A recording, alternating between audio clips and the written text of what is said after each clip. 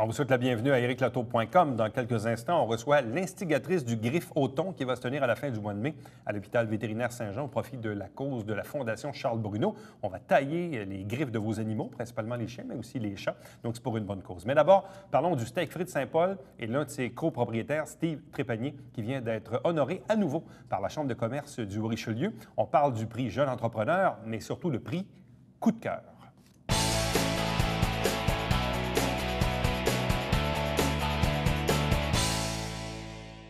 On revient sur la dernière édition du Gala de l'excellence de la Chambre de commerce et de l'industrie du Haut-Richelieu parce qu'il a reçu non pas un prix, mais bien deux prix à l'occasion de ce gala. Il s'agit de Steve Trépanier du restaurant Steak Frites Saint-Paul de Saint-Jean sur Richelieu. Bonsoir, bienvenue et félicitations. Merci beaucoup, merci. Un prix, c'est une chose, mais deux prix, c'est mieux.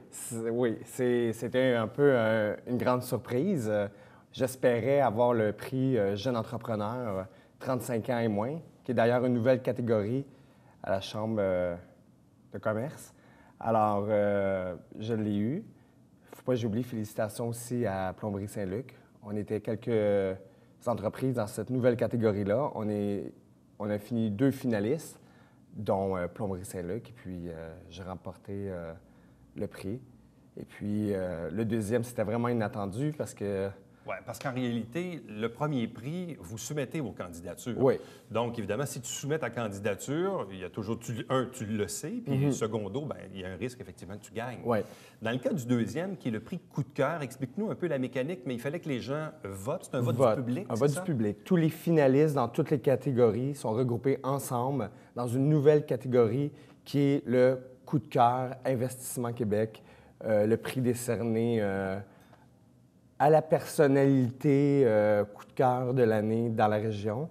Et puis, il y avait d'autres gens que j'étais sûr qui étaient pour gagner avant moi, qui sont depuis plus longtemps que moi dans l'industrie. Et puis, quand ils ont nommé mon nom, j'étais encore sur l'émotion du premier.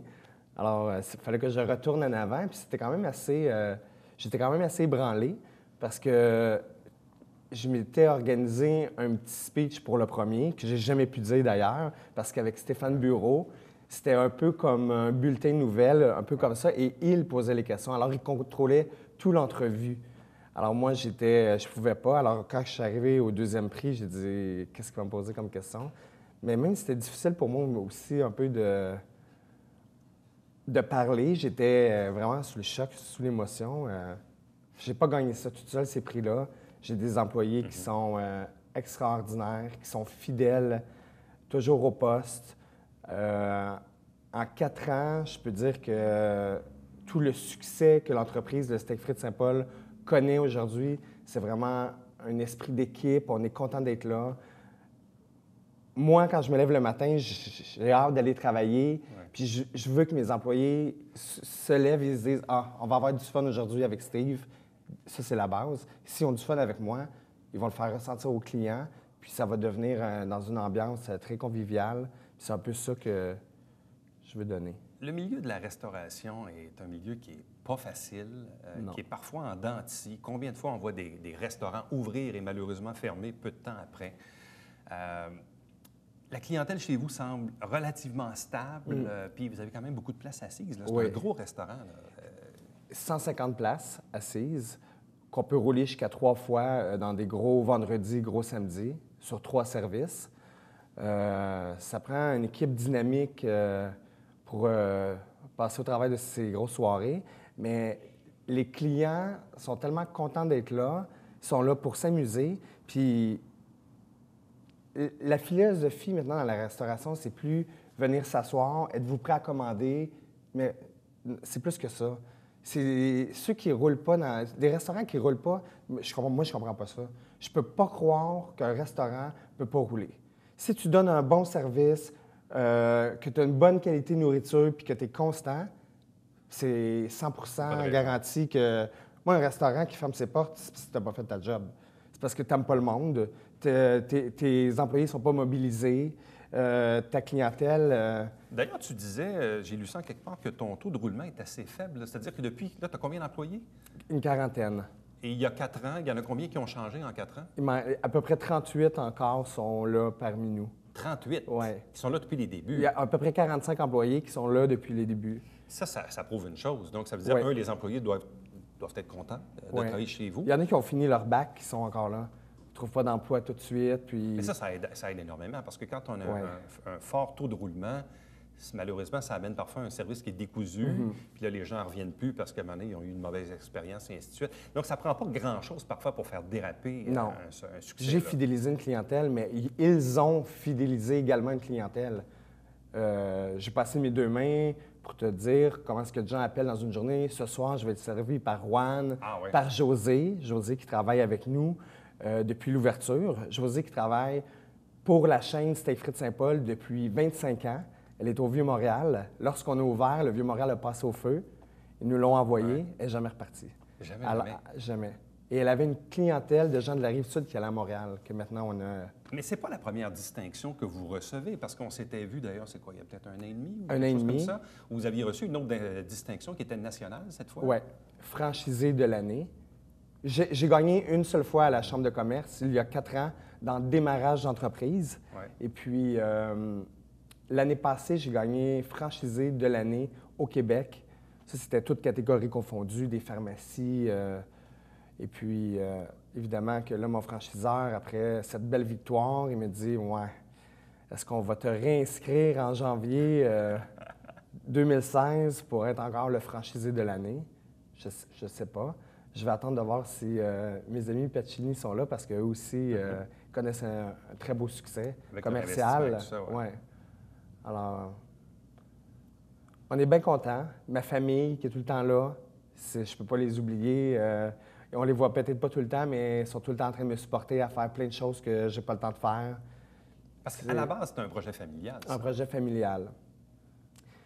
Mes parents pensaient prendre leur retraite il y a 4 ans, mais finalement, c'est positif. On est très débordés. Puis on a des beaux défis qui s'en viennent. L'été, on a une belle terrasse. Ça va être plus connu, la terrasse, cette année. C'est toujours surprenant de voir le chef aller couper lui-même les fines herbes pour faire les recettes. Dans le fond, c'est comme si tu avais gagné un Gémeaux puis un artiste. C'est-à-dire que tu en as un qui est déterminé par un jury, puis l'autre est déterminé par le public. Souvent, quand on regarde ça à la télé, dans les galas, les artistes vont dire que celui qui vient du public a une valeur encore plus importante. Parce que celui-là, c'est le plus important pour moi. Écoute, j'aime le monde, j'aime ma clientèle, je me force pas, je suis content de les voir arriver. Je les reçois au restaurant comme je recevrais des amis à la maison. Faut pas qu'ils manquent de rien, il faut que tout soit parfait. S'ils sont pas satisfaits, je le vois. Maintenant, après 4 ans, Ouais. je le vois dans les yeux des gens. C'est pas facile, un steakhouse. Quand on démarre ça, justement, la question, c'est... Quand on démarre un projet comme celui-là, bon, évidemment, il y a le financement, il faut trouver le bon emplacement. Après ça, la bonne bannière. C'est une bannière qui permet d'amener son vin. Donc, ça aussi, c'est un autre monde, c'est une autre clientèle. 4 ans plus tard, on se dit, finalement, on a fait les bons choix. Oui. C'est pas facile, la franchise. Des fois, j'aimerais rajouter des mets, des plats au menu, Il y a des contraintes. mais il y a des contraintes. On peut pas. Mais en général, c'est un bon nom. Les gens sont rassurés. C'est une grosse formule. Il y a un gros système opérationnel en entour de tout ça. Tout est testé d'avance. Ils rentrent la tête tranquille. C'est sûr qu'apporter votre vin, le client qui entre dans le restaurant, il n'est même pas assis, il vient déjà d'économiser 30 sur sa facture. Alors, il ne paie pas les taxes, il ne paie pas le pourboire au serveur pour l'alcool sur la valeur du vin. C'est sûr que dans ces temps-ci, on sent que les gens recherchent beaucoup les apporter votre vin. On l'entend beaucoup aussi.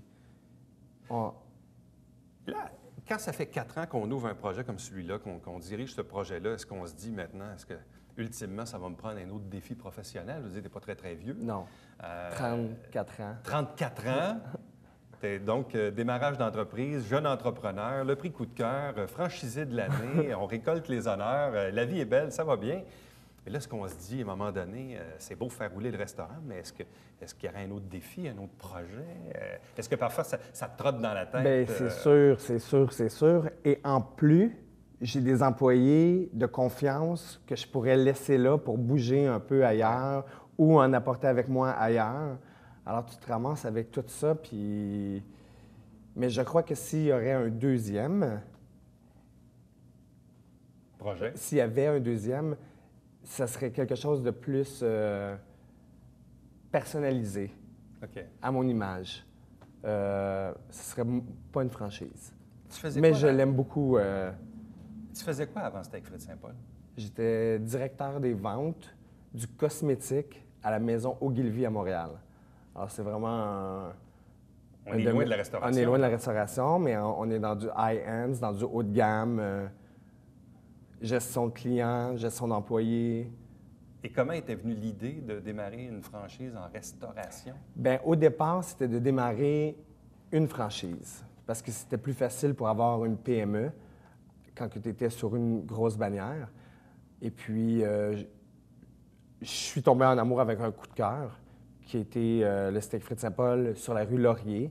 C'était vraiment le premier que j'ai été manger puis que j'ai fait « Wow, OK, ça à Saint-Jean, ça prend ça ».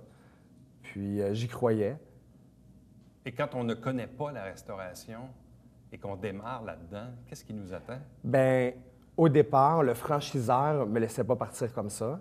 J'avais une entente avec lui que je devais passer 1 an dans une de ses succursales. Alors, j'ai tout quitté, mon emploi, Pendant 1 an? pendant 1 an. Fallait que tu y crois beaucoup. Oui. Il fallait que j'y prouve que j'étais intéressé aussi. C'est quand même, lui, vice-versa. il me donnait son nom. J'opère quand même sous le nom de Georges Despatie. C'est quand même lui le créateur de la chaîne. Alors, on a travaillé mutuellement comme ça. Et là, 1 an plus tard, finalement, go, Ouais. on démarre le projet. Oui. Alors, j'ai tout essayé. J'ai vu tous les métiers, que ce soit cuisinier, plongeur, suiteur, serveur de suite, qui est un peu boss boy. Ouais. Mais nous, chez nous, on n'utilise pas le mot boss boy. Il y a des termes aussi. J'ai une vision très. L'employé, chez nous, il est très reconnu. C'est pas. Tu es un serveur de suite, tu n'es pas un boss boy. Tu travailles autant qu'un serveur, mais tu n'as Ouais. pas de salaire. Alors, il faut mousser ça un peu. Bien, longue vie au Steak Frites Saint-Paul de Saint-Jean-sur-Richelieu avec tous ces prix. Là, est-ce que tu as il y a plusieurs tablettes au restaurant pour les mettre? Oui, à la maison. C'est ça? J'en amène, je ramène. On promène les trophées. Ouais. Bien, félicitations encore une fois. Merci beaucoup Puis, pour bonne l'invitation. continuité. Merci. Reste avec nous puisqu'au retour, on vous parle d'un griffe au thon qui va se tenir le dimanche 24 mai prochain.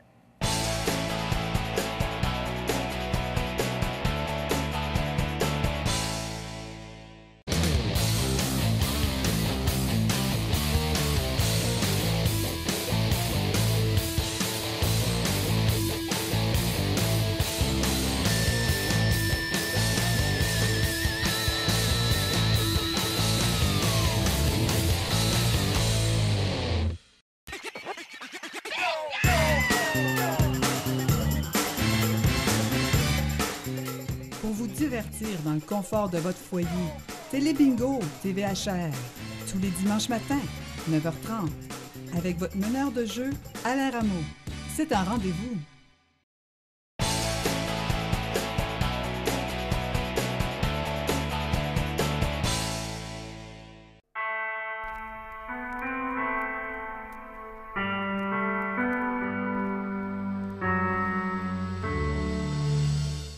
Coulisses Bêta, version 3.0, jeudi, 19h.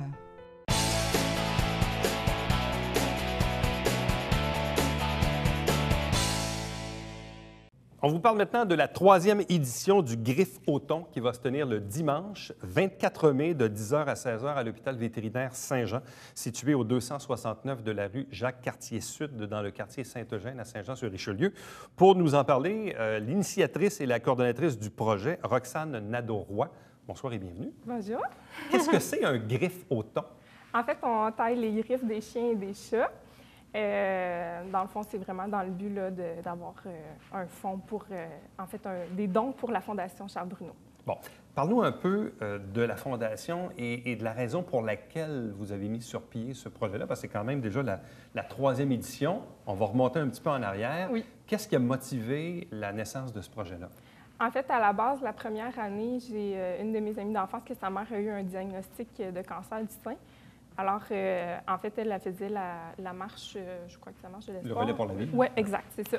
Puis à ce moment-là, j'ai décidé de partir ça, en fait, une petite affaire, là, pas grand-chose, pour finalement pouvoir l'aider, elle, à son tour. Donc ça, c'est la mère d'une amie. Oui. OK. Puis donc, j'ai donné la Société canadienne du cancer la première année.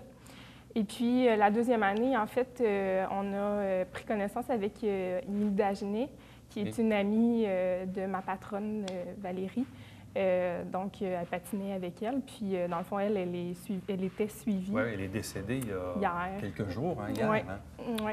Les gens l'ont peut-être vu passer sur Facebook. Oui, j'ai vu l'entrevue d'ailleurs de 2013. Donc, c'est ça. On a décidé de le faire pour elle parce qu'elle était suivie par cette fondation-là.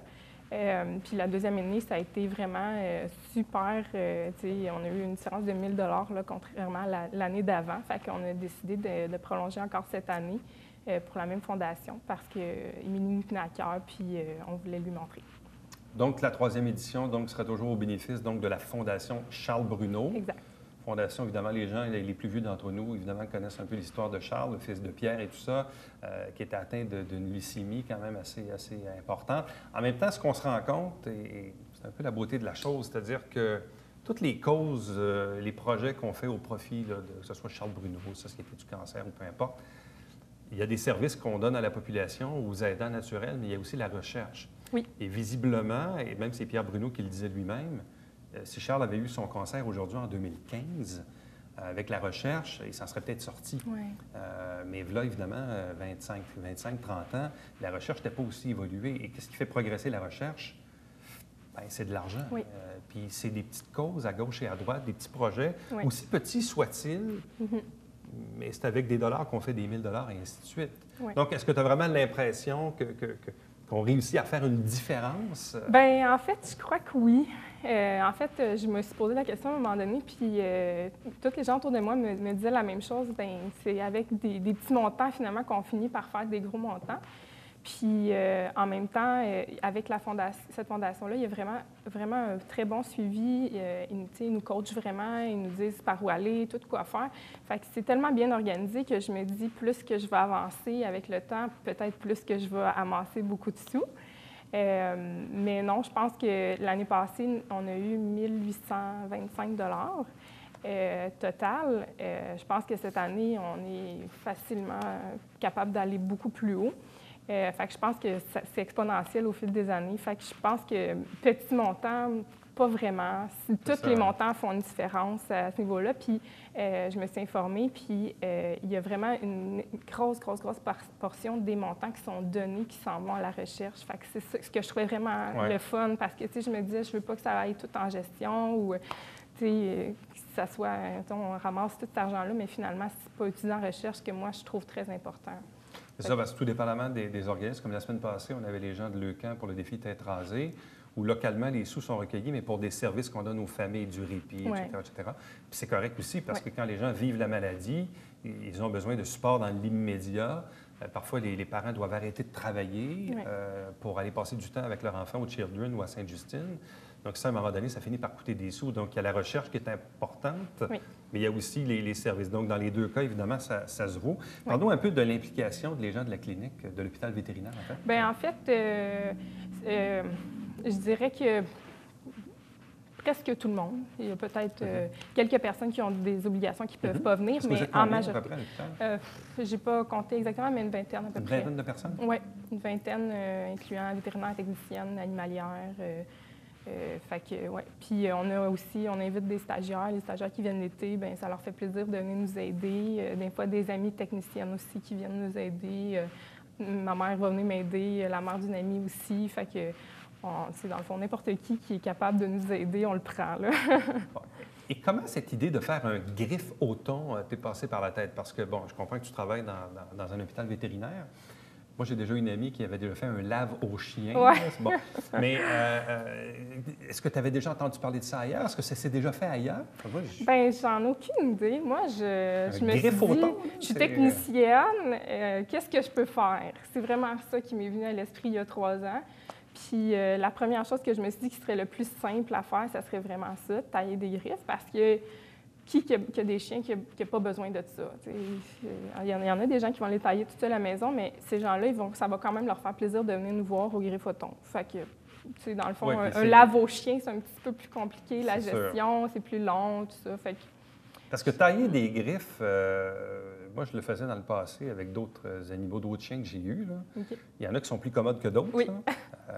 Puis il y a des animaux aussi. C'est sûr qu'un chien d'une grosse taille, des fois, c'est plus facile, plus visible. Il y en a chez qui on ne sait pas trop si on est à la bonne place. Puis là, à un moment donné, ça se met à couler le sang.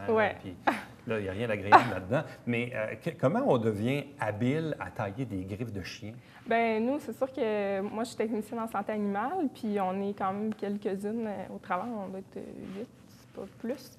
Technicienne, mais on l'apprend dans notre cours, puis plus qu'on en fait, plus qu'on vient à le savoir. Il n'y en a pas une griffe de pareil, mais... Ça prend le bon outil? Oui, un bon coupe-griffe adapté à l'animal, mais c'est sûr que plus qu'on en fait, plus qu'on est habile. Puis c'est sûr que, admettons, avec un animal qui est gentil, qui se laisse faire, c'est pas long, là, 5 minutes, 10 minutes, c'est fait. Mais dans le cas inverse, parce que parfois, l'endroit où je vais pour faire justement le toilettage et le taillage de griffes, il y a parfois certains chiens là, où on dirait que chaque coup de coupe-griffe, là, c'est la fin du monde. Oui, il y en a des moins commodes, mais c'est pour ça qu'on est souvent 2 pour le faire. Des fois, les gens, ils vont les tenir. Qu'est-ce qu'on fait pour tenir la patte dans ce temps-là? Le chien se débat. Oui, c'est ça. Bien, ça dépend. Là. Ça dépend toujours de comment ils sont, là, mais on peut les faire vraiment naturels, debout. Moi, la plupart du temps, les grands chiens, je les fais debout par terre. Moi, c'est moi qui se couche à terre et qui prend toutes les positions. Facile, là. Mais moi, je trouve que c'est important de les laisser le plus naturel possible. Dès qu'on les couche sur le côté, qu'on les maintient couchés sur la table ou tout ça, c'est là que des fois, ça devient moins agréable pour eux. L'an passé, donc 1 825 de recueillis. Donc, vous avez coupé combien de griffes, en fait, ou combien de chiens? Exactement. Ou de chats aussi? Oui, pas des chats aussi? Chat, oui, c'est une petite majorité de chats parce qu'il y a quand même beaucoup de gens qui ont des chats qui sont dégriffés. Puis les autres sont plus du genre à les laisser à la maison puis ils ne veulent pas les transporter parce que c'est terrorisant, la voiture. Mais je pense que c'est environ 150 l'année passée 150. Avec les dons mettons, les dons autres. Les gens, ils donnent ce qu'ils veulent ou il y a un prix? C'est 10 par animal, oui. Par animal? Oui. Fait que pour 4 pattes. Pour 4 pattes. C'est un forfait pour 4 pattes. Oui, c'est ça. Puis c'est vraiment donné entièrement à la Fondation parce qu'on a des commanditaires qui fournissent le reste, qui nous commanditent pour, admettons, on a fait l'année passée, café, des cupcakes. Fait des trucs comme ça. Ouais, toute l'organisation, c'est commandité, là. Fait que ça va directement à la Fondation. Donc, les gens n'ont pas à prendre de rendez-vous nécessairement. Non, c'est donc, sans rendez-vous. Ils arrêtent en cours de journée. Oui.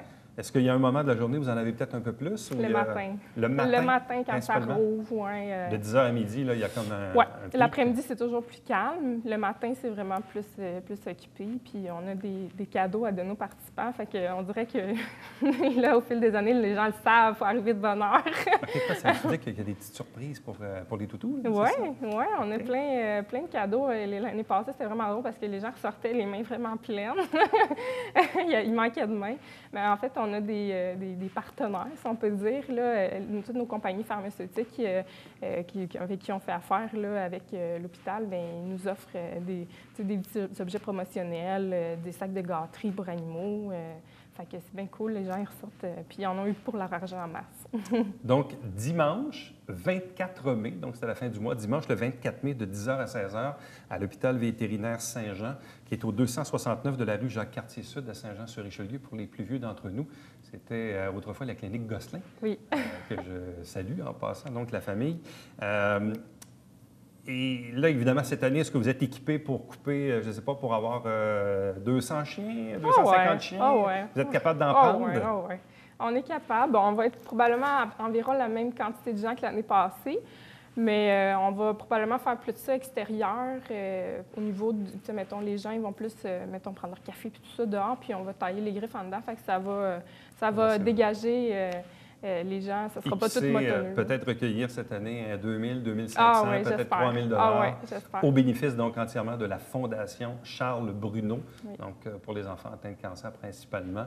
Donc une belle cause, une belle activité. 3e édition du Griffe-O-Thon. Donc, allez faire tailler les griffes de vos animaux, les chiens, mais également les chats. Donc, à l'occasion de cette journée, donc, initiation de Roxane Nadeau-Roy et de toute l'équipe donc, de l'hôpital vétérinaire Saint-Jean qui participe à ce projet. Donc, merci encore une fois. Merci félicitations. Meilleure des chances. Puis, je pense que vous avez une belle cause entre les mains, Ben une belle oui. activité. Puis, ça joint l'utile à l'agréable. C'est 10 Oui. pour les 4 pattes. C'est ça qu'il faut retenir. C'est bien ça, hein? Oui. Merci. Bonne chance. Merci. Restez avec nous au retour. On vous présente le Bavière quotidien.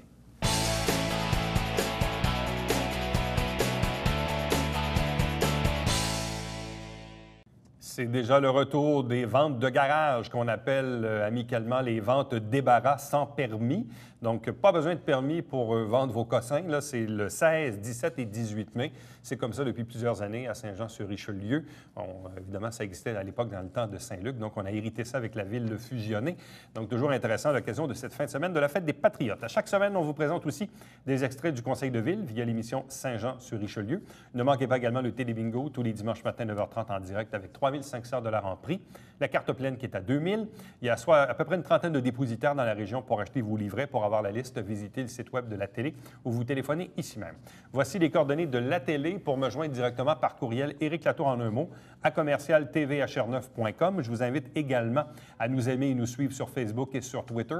Nos émissions, nos entrevues se retrouvent également sur notre site web en format YouTube, donc c'est exportable et visible pour tous vos appareils, incluant vos iPhones et vos iPads. Et nous, on se fixe rendez-vous demain pour le prochain rendez-vous d'ériclatour.com. Bye bye.